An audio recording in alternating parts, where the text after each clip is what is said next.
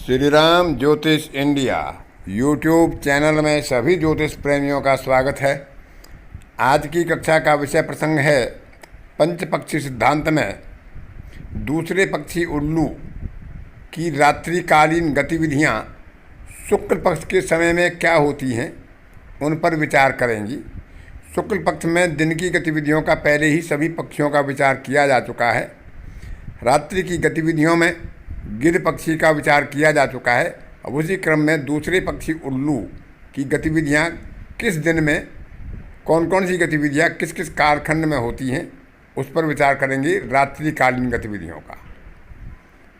तो उल्लू पक्षी दूसरा पक्षी है और रात्रि गतिविधियों का जो क्रम होता है वो पहले मरण, भ्रमण, शयन, भोजन और शासन इस तरह से होता है। तो रविवार और मंगलवार दोनों दिन एक जैसा क्रम रहता है। प्रथम कालखंड में उल्लू की जो गतिविधि होती है शासन की होती है, जो रात्रि काल होता है। सूर्य अस्त से सूर्य उदय तक का जो समय होता है उसको 5 बराबर भागों में बांट लेते हैं और पहले भाग में जो पहली गतिविधि होती है रविवार और मंगलवार को, वह शासन की होती है उल्लू पक्षी की। और दूसरे कालखंड में गतिविधि मरण की होती है, जो अच्छी नहीं मानी गई है। तृतीय स्थान पर आती है भ्रमण की गतिविधि। भ्रमण के बाद चतुर्थ कालखंड में शयन की गतिविधि होती है और अंतिम जो कालखंड होता है सूर्योदय से जो पहले का कालखंड होता है, जिसे विशेषकर ब्रह्म मुहूर्त कहा जाता है, वहाँ पर उल्लू पक्षी की जो गतिविधि है वह भोजन की होती है। गुरुवार को विचार करते हैं तो पहली गतिविधि भ्रमण से प्रारंभ होती है। भ्रमण के बाद वह शयन करता है। शयन के बाद तीसरी गतिविधि भोजन की होती है। भोजन के बाद चौथी गतिविधि शासन की होती है और शासन के बाद पंचम गतिविधि मरण की होती है। इसी तरह से शनिवार को विचार करें तो पहली गतिविधि भोजन से प्रारंभ होती है, दूसरी गतिविधि शासन, तीसरी मरण, चौथी गतिविधि भ्रमण की और अंतिम गतिविधि शयन की होती है। बुधवार और सोमवार को गतिविधियां समान रहती हैं। तो बुधवार और सोमवार को जो पहली गतिविधि होती है वह मरण की होती है, दूसरी गतिविधि भ्रमण की होती है, तीसरी गतिविधि शयन की होती है, चौथी गतिविधि भोजन की होती है, पांचवी गतिविधि शासन की होती है।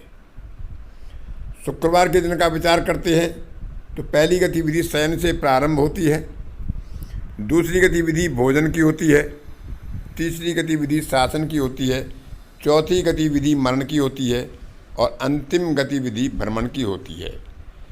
इसमें यदि हमको केवल इतना भी ध्यान रहे कि रविवार और मंगलवार को शासन से इसकी गतिविधि प्रारंभ होती है, शासन, मरण, भ्रमण, शयन और भोजन यह इनकी गतिविधियों का क्रम रहता है, तो अगले दिनों का विचार हम स्वयं बड़ी सरल गणना से कर सकते हैं। क्योंकि रविवार और मंगलवार को शासन से उनकी गतिविधि प्रारंभ होती है, तो अगले दिन पढ़ते हैं सोमवार और बुधवार, तो शासन के बाद अगली गतिविधि मरण की होती है। तो इस दिन को मरण से प्रारंभ करके मरण, भ्रमण, शयन, भोजन और शासन इस तरह की गतिविधि होती है। बुधवार के बाद आता है बृहस्पतिवार। तो बृहस्पतिवार में तीसरी गतिविधि जो होती है क्रम में भ्रमण की होती है। तो भ्रमण से शुरू करते हैं, तो भ्रमण, शयन, भोजन, शासन और मरण। चौथी गतिविधि क्योंकि शयन की होती है तो शुक्रवार को हम शयन से प्रारंभ करेंगे। शयन, भोजन, शासन, मरण और भ्रमण। और अंतिम गतिविधि जब शनिवार को हम प्रारंभ करते हैं तो क्योंकि रविवार की अंतिम गतिविधि भोजन की होती है तो शनिवार को हम भोजन से प्रारंभ करेंगे। भोजन, शासन, मरण, भ्रमण और शयन। तो इस प्रकार से रात्रिकालीन में यदि हमें कोई कार्य करना हो, यात्रा करनी हो, किसी से वार्ता करनी हो या कोई अन्य शुभ कार्य करना हो जिसमें हमें सफलता की आकांक्षा रहती हो, तो हम इन गतिविधियों का विचार करके शासन अवस्था में यदि हम करते हैं तो वह सर्वोत्तम काल होता है। हमें थोड़े प्रयासों से ही अच्छी सफलता के संकेत रहते हैं। भोजन और भ्रमण में भी अच्छी सफलताएं मिलने की संभावनाएं रहती हैं। किए गए प्रयास सफल होते हैं, सार्थक होते हैं। लेकिन मरण और शयन की अवस्था में उनकी गतिविधियों के शासन खंड में हमें कोई विशेष जोखिम नहीं लेना चाहिए, कोई नवीन शुभ कार्य नहीं करना चाहिए। उसमें हमें सफलता की उम्मीद कम रहती है, इसलिए इनका विचार किया जा सकता है। जिन जातक का जन्म पक्षी उल्लू होता है उसके आधार पर उन्हें अपनी इन गतिविधियों का विचार रात्रिकालीन में करना चाहिए।